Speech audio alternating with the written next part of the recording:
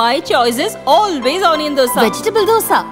It's my choice. Dosa வகைகளில் ஒவ்வொருவருக்கும் ஒவ்வொரு சாய்ஸ் இருக்கலாம். ஆனால் எல்லா வகை தோசைகளுக்கும் ஒரே சாய்ஸ் இதயம்.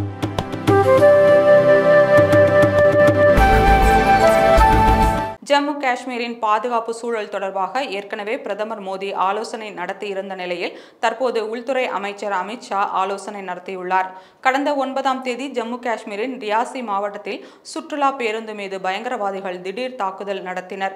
அடுத்ததாக ஜம்முவின் தோடா மாவட்டத்தில் உள்ள குடியிருப்பு பகுதி மற்றும் கத்துவா மாவட்ட ராணுவ முகாம்களையும் பயங்கரவாதிகள் தாக்கினர்.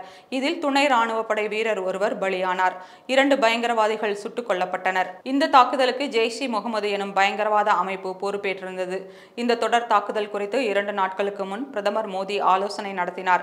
அதில் ஜம்மு காஷ்மீரின் பாதுகாப்பு நிலவரம் குறித்தும் அங்கு மேற்கொள்ளப்படும் பயங்கரவாத தடுப்பு நடவடிக்கைகள் குறித்தும் பிரதமர் மோடிக்கு ராணுவ அதிகாரிகள் விளக்கம் கொடுத்தனர். இந்த சூழலில் காஷ்மீரில் உள்ள நிலவரம் குறித்து மத்திய உள்துறை அமைச்சர் அமித் ஷா ஆலோசனை மேற்கொண்டார். அப்போது பயங்கரவாத எதிர்ப்பு நடவடிக்கைகளை தீவிரப்படுத்த விரிவான வழிகாட்டுதல்களை அமித் ஷா வழங்கியதாக கூறப்படுகிறது. இந்த ஆலோசனை கூட்டத்தில் தேசிய பாதுகாப்பு ஆலோசகர் அஜித் தோவால், ஜம்மு காஷ்மீர் ஆளுநர் மனோஜ் சின்ஹா, ராணுவ தளபதி மனோஜ் பாண்டே, ராணுவ தளபதியாக நியமிக்கப்பட்டுள்ள லெப்டினன்ட் ஜெனரல் உபேந்திர திவேதி உட்பட மத்திய அரசின் உயர் அதிகாரிகள் கலந்து கொண்டனர்.